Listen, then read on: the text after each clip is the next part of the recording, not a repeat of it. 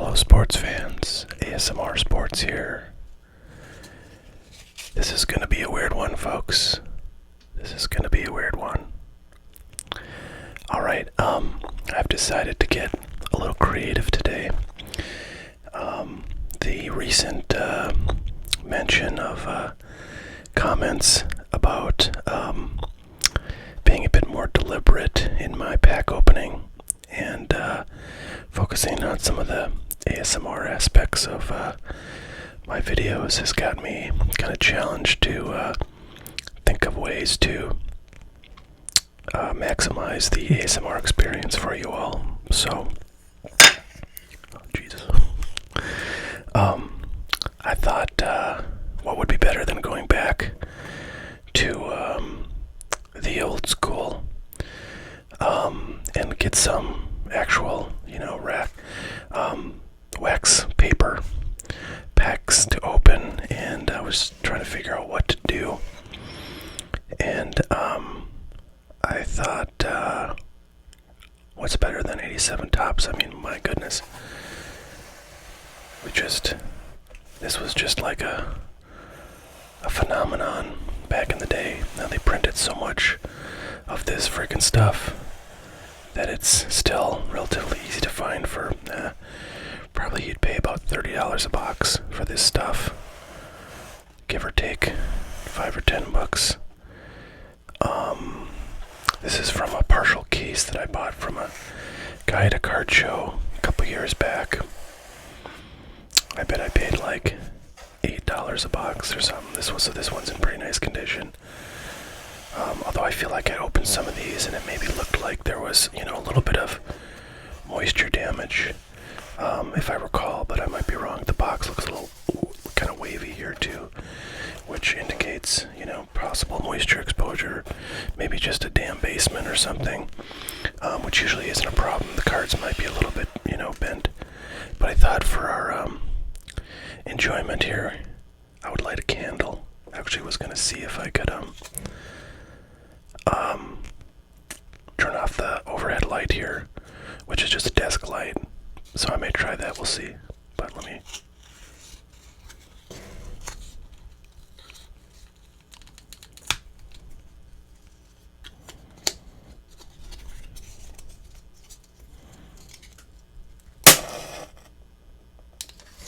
That was kind of loud. Wow, look at that. It's like an explosion. These matches are like 100 years old. Oh, that's putting off a lot of black smoke. I might have to blow. Okay, there it goes. Alright. I don't know where I'll put that. I'd like to maybe have it on camera, but I'm not sure. Maybe we'll put it right there. I'm gonna end up burning a hole in the cards. Yeah, I want to see what happens if I turn this light out just a minute. Let's see. Okay, that's obviously way too dark. Okay. We'll keep it on. Okay. I'm just gonna move this off screen so I don't kill anybody. But it'll be there in spirit. I'm gonna try to maybe talk a little bit less than I normally do. So here's the full box, and it's unopened pack glory.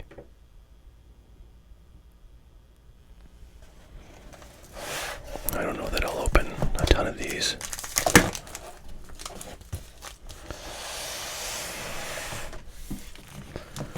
But as you can see, these things are in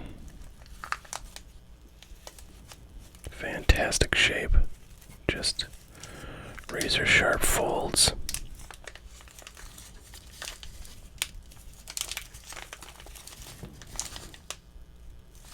Very clean. That's what you want on your wax packs. And that's what you get with stuff fresh out of a case. So, without further ado,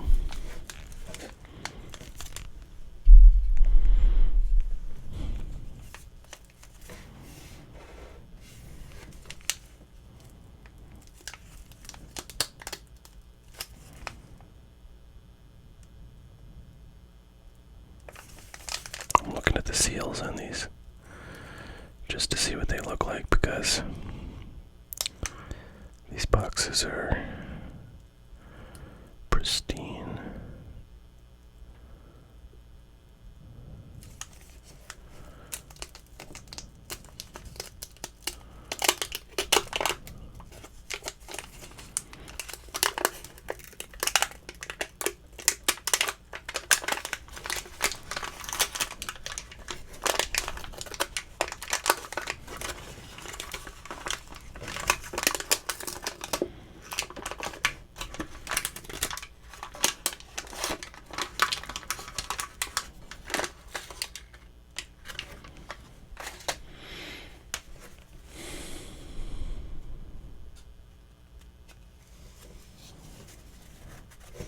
So, the gum is not attached. That's a good sign.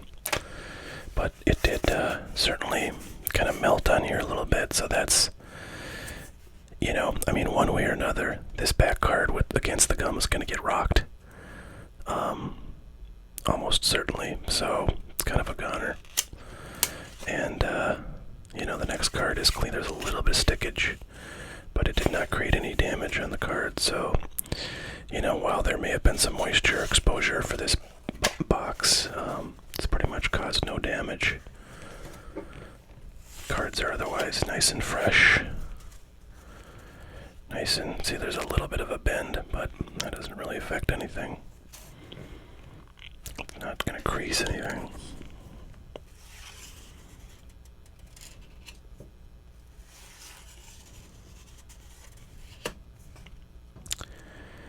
For all you youngsters out there, Tommy John is the feller that Tommy John Surgery is named after, and he had a very long career. I believe this was his last regular issue Topps card, if I'm not mistaken.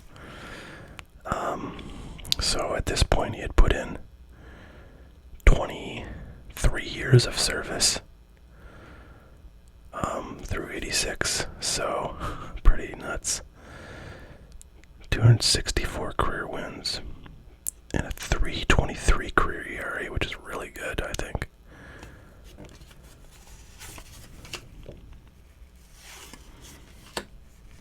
Eric Davis, once a very young, super promising star, had power and speed.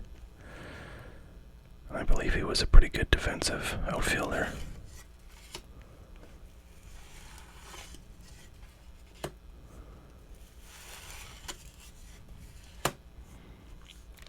Tom Brunansky, one of the heroes of the 1987 Minnesota Twins World Championship team.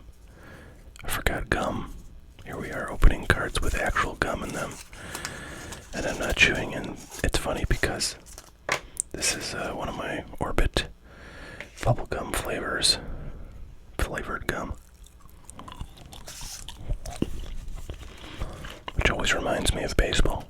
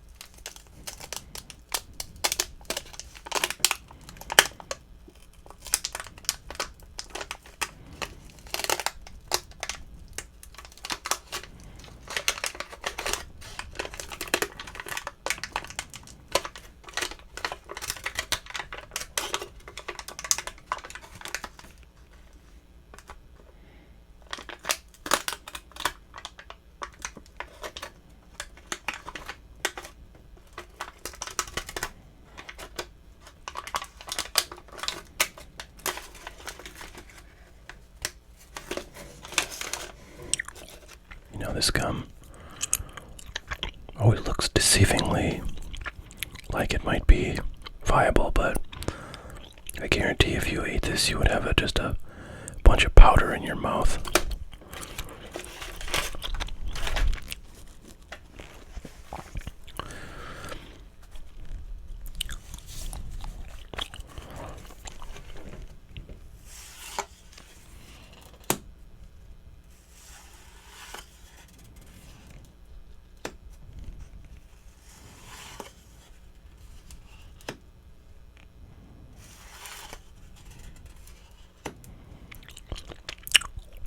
Charlie Huff was another very long-careered knuckleballer like Tommy John.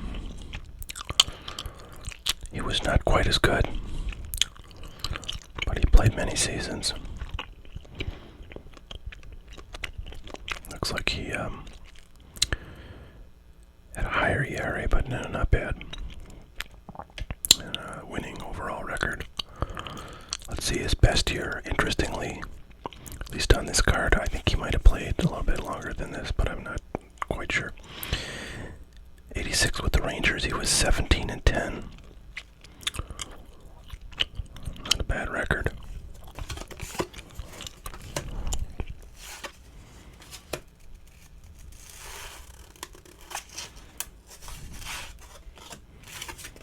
This is the gum ruined card.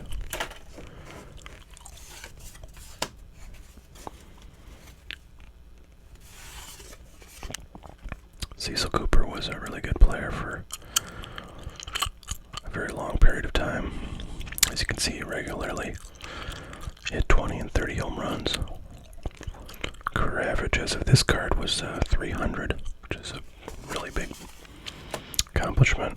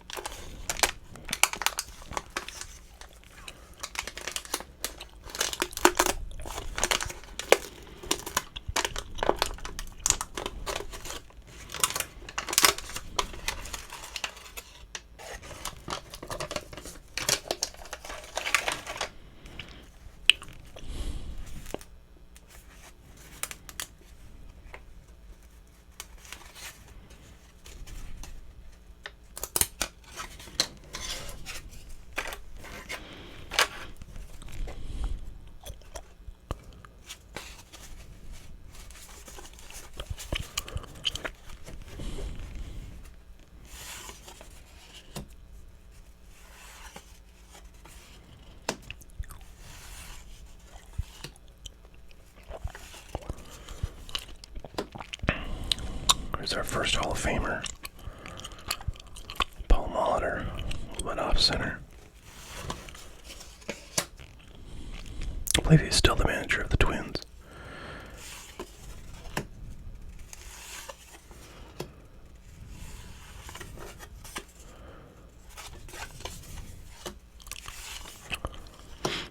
Terry Francona, now the manager of the Indians, I believe.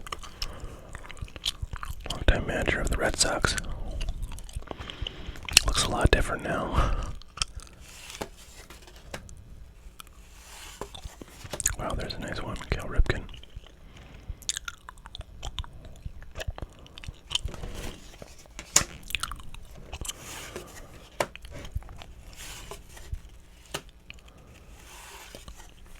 Gary Gadddy is another guy that if you're a Twins fan from the 80s, or you grew up here, you know him very well. Was a big part of those 87, of that 87 championship team, and just a kind of all-around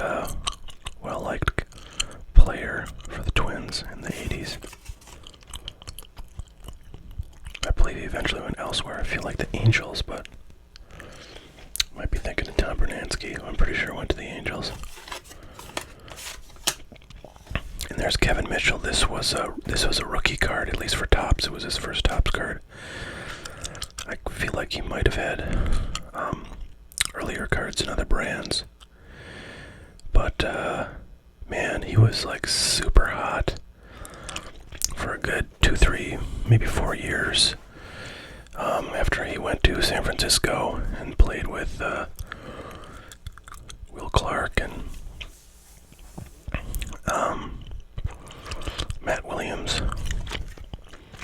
part of their incredibly talented hitting lineup back in the kind of mid to late 80s. I guess late 80s. But yeah, I remember this was a really hot card back in the day when he was hitting like 50 home runs a year, when that was unheard of.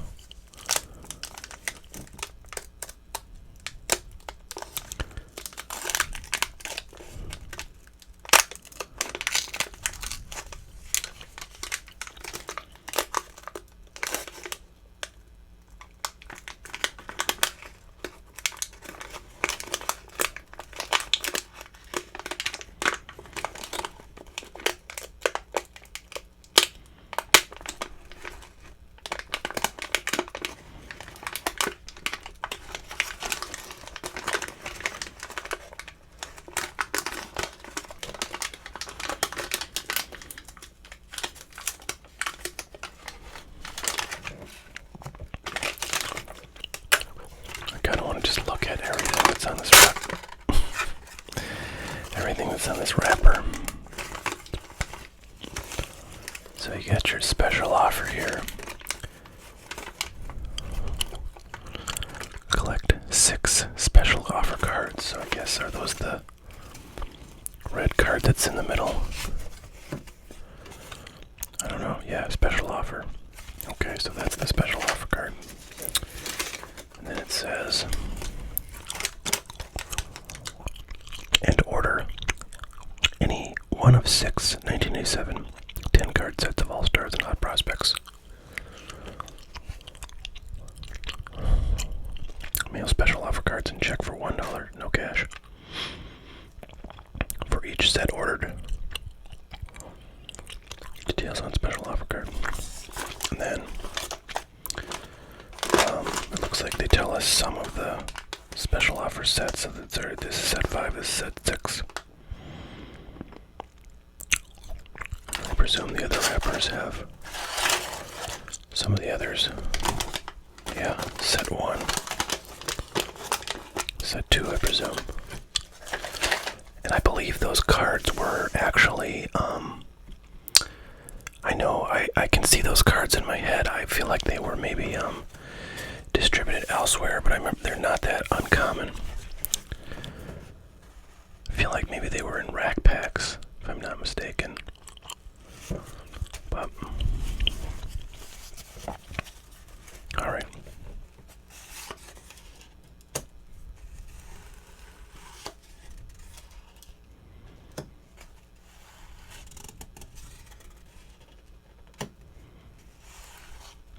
Oh boy. Look at this doozy. Nice. Chicken condition. You know, I always found the corners very difficult to figure out on this product because they're just so difficult to see with this wood grain border. But yeah, pretty nice. It's off center a little bit. Well, you know what? It's actually not as off center left to right as I was thinking. But top to bottom, it's a little bit off center.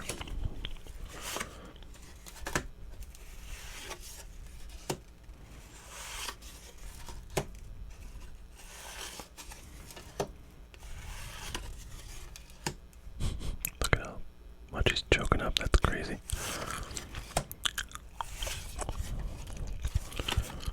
You can tell a defensive focused player when you see one. Because first of all, he's built like a frickin', I don't know what, a pencil.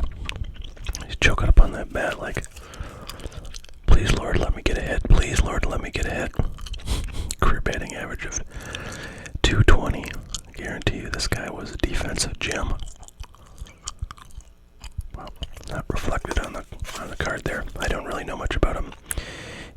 was a Yankees fan in the 80s. I was a kid, so I didn't really follow all that well. And this was before you could see games very easily on TV, so I was just sort of following sports cards of the players and who got hot. But looks like he was with a few teams. I wonder if anybody who was fans of those teams in the 80s will recognize him and tell me a bit about him.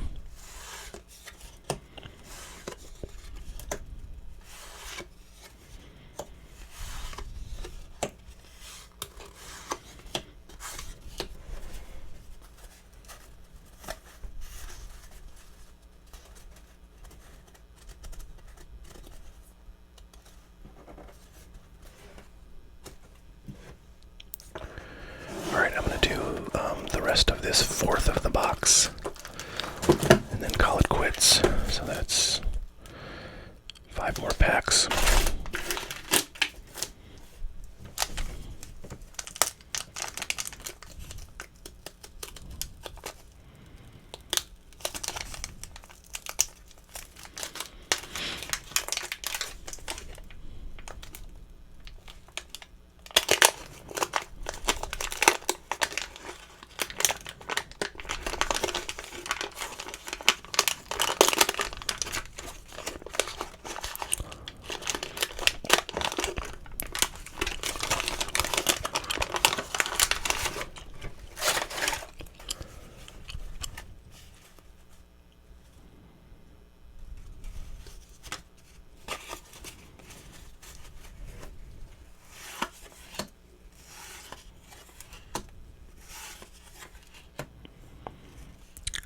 Mickey Tettleton was a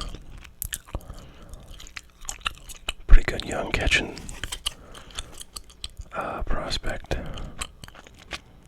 and I believe he was on some of those A's, if not all of those A's, like teams from the late 80s that were perennially in the playoffs and World Series.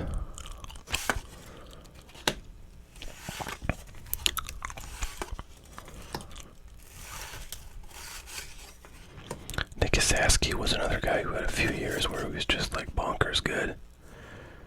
I think it was after 87. He was with them for a while.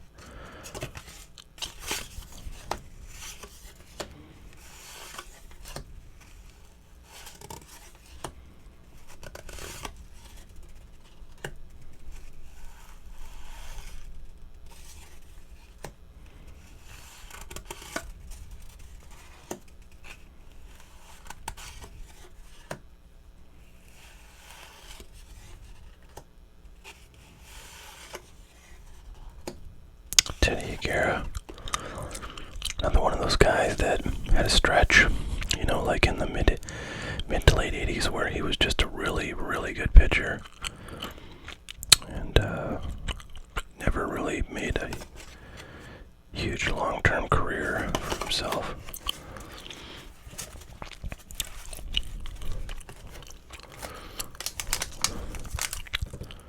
His rookie card was in the 86 Topps traded set. I remember back in 87 or so thinking, man, that set was just so loaded. And that was when 87 was kind of when Rookie Mania was, I wouldn't say at its height, but it was sort of reaching new heights by then. People were just so interested in getting rookie cards of anybody who was going to be theoretically possibly good. And Teddy Higuera's rookie cards were certainly, it wasn't 86 traded, it was 86 regular, I think, that had his cards. I remember he was one of the few guys that had rookie cards in that set that were of much note. Vince Coleman was another one. Mitch Webster had a rookie card in there that was actually like a first Topps card. But there wasn't really a whole lot of rookies in 86 Topps that were like, super hot when that set came out, and the years afterwards, that was more of a set that had a bunch of really good second-year cards because there was a bunch in '85. And it had a lot of really good veteran stars in it, of course. Keith Hernandez, star of Seinfeld. Jim Rice was a guy who had a really great career. He was kind of always on the cusp of the Baseball Hall of Fame, but never managed to break through. 46 home runs. Look at this. In 77 and 78, he had 39 and 46 home runs, and then 83 had 30. So this is a guy just could hit home runs like no one's business. And a career 303 average, man. I mean, I don't know. I mean, packs a lot more wallop than like a Harold Baines.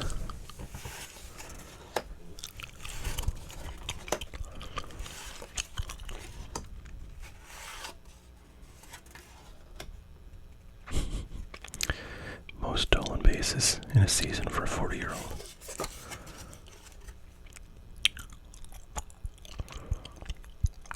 Stolen bases in 1986, a major league record for the age 40. Alright.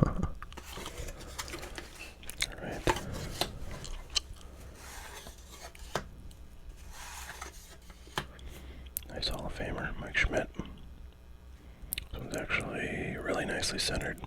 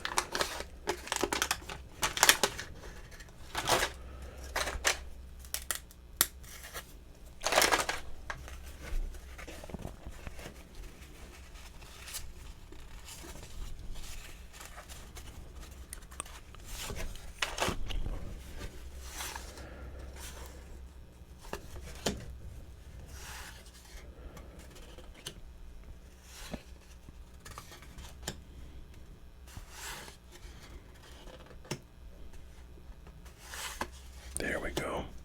Donnie Baseball, and look at that. Right after Kirby Puckett, both All-Star cards. Very cool looking. Very colorful, these cards. Red, white, and blue all over, and lots of red from the Twins, and navy blue from the Yankees. Beautiful.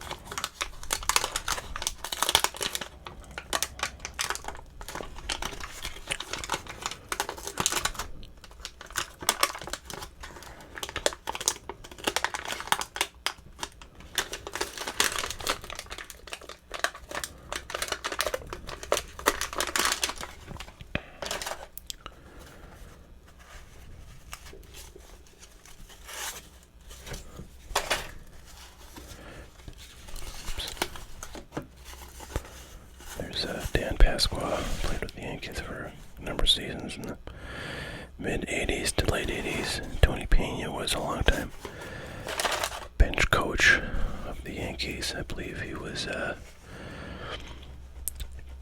was that Girardi who was started with, or was that all the way back to Torrey? Gosh, I feel like a bad Yankees fan because I can't remember that, but he was with them for a long number of years. Wow, there's our first All-Star Rookie Cup card, which in this set was the first time they had done that All-Star Rookie Cup since like sometime in the 70s. I think they dropped it. I know they did it in 75. I think they might have done it in 76. And then I think sometime shortly thereafter they dropped it. And then it was gone for, the rest of the 70s and all of the 80s. So people were pretty excited to see it back in 87. Of course, that's when the hobby was, going nuts for rookie cards. So it was a big deal.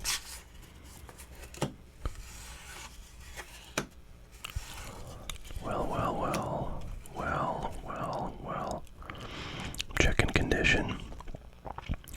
Surface looks maybe a little bit kind of like some imperfections on there, unfortunately. Left to right, a little bit off. Top to bottom, not too bad. But if you can get this in a PSA 10, you're in business. That's just a beautiful card. I've always loved this card. It's got that great blue, not baby, royal blue uniform on. And this extremely colorful Future Stars. He was really one of the only Future Stars that actually became a star out of this set.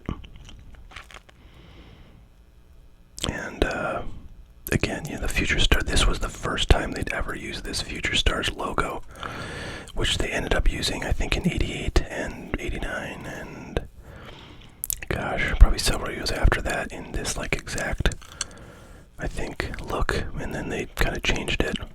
They might have changed it by 89. But, yeah, I don't know, again, with the obsession with rookies, anything that was Future Stars or Star Rookie or Rookie whatever, was very, very attractive at the time. So anyways, this card, because Bo Jackson had a, in his, he had a shortened career, but boy, in the early part of it, he was just super, super hot and kicking butt, and everybody wanted his cards. They were so valuable.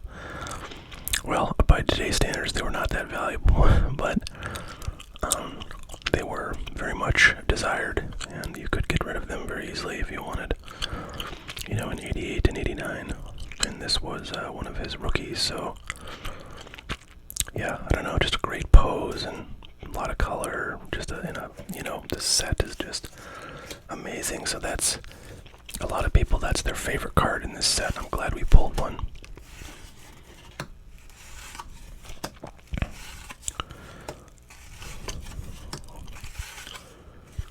Strawberry.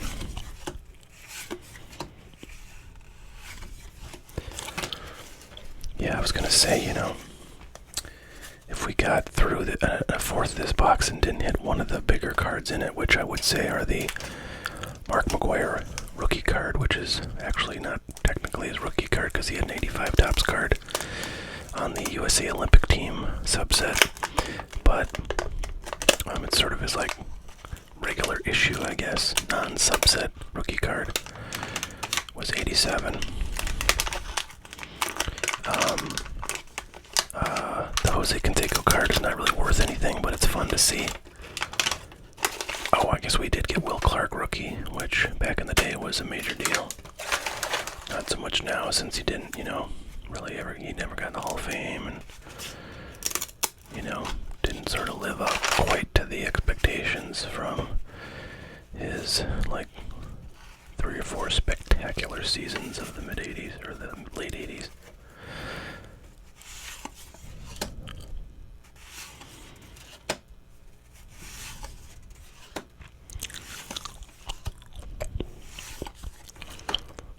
Yogi Berra, look at that, coach for the Astros. He was, I don't think the manager, was he?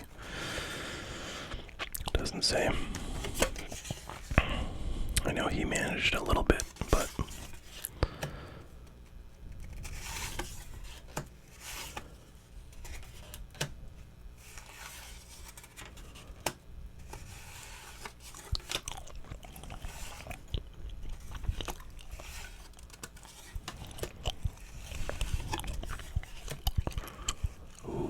rookie.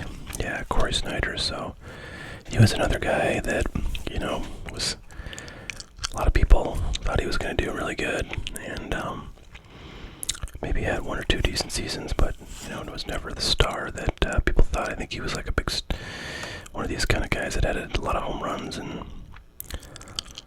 a lot of strikeouts to go with it, but he didn't have that. Let's see. Well, this is minor leagues, 302, but then 272 in his first year in the majors. So, but yeah, that was a hot card back in '87. Jamie Moyer, rookie. He had actually a really nice career, and a number of really dominant seasons. And this card at one point had a little value to it. All right. Well, there's our 1/4 of a box of 87 Topps.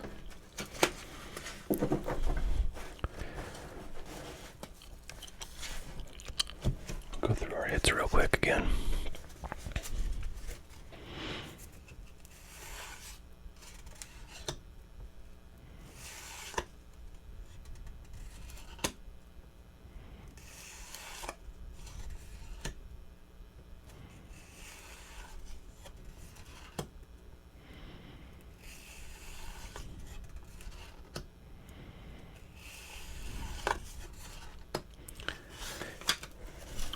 So, not bad for a 1/4 of a box. I guess if we'll see what the reaction is to videos like this. I think I'm going to call this Slow Jams video. So I'll put that in the title. And if people enjoy them, I might do them again. Maybe with more of this 87 Topps. Maybe with some 86 Topps. Or who knows, maybe I'll go even older. Or maybe I'll go newer, but kind of stick with the wax packs, I think, is the idea. Alright. Thanks so much for watching, everybody. We'll catch y'all later.